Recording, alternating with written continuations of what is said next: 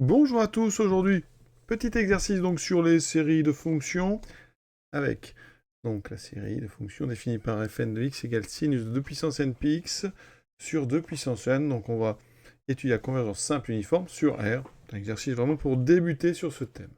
Pour la convergence simple, alors c'est pas si évident que ça parce qu'on a du sinus et le sinus en plus c'est infini, il n'y a pas de limite. Donc on va plutôt essayer de montrer, c'est assez efficace, la convergence donc uniforme directement, et on va même passer par la convergence absolue. Donc pour ça, il me faut donc prendre un x réel, donc soit x réel, et on va regarder pour l'instant la valeur absolue de fn de x. Donc c'est la valeur absolue de sinus 2 puissance n pi x sur 2 puissance n. Donc on peut séparer ça en deux valeurs absolues. Donc en bas, 2 puissance n, c'est positif, donc on peut enlever l'absolu. Il me reste la valeur absolue de sinus 2 puissance n pi x.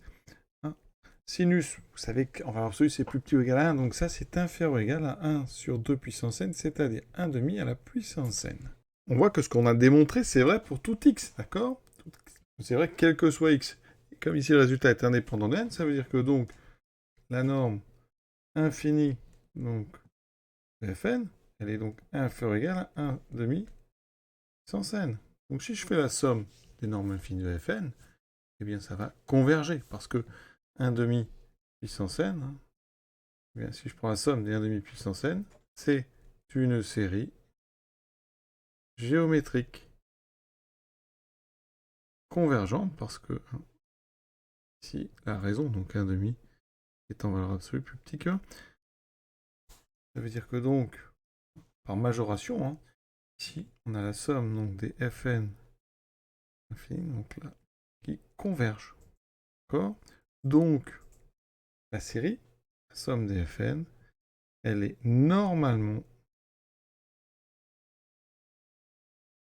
convergente.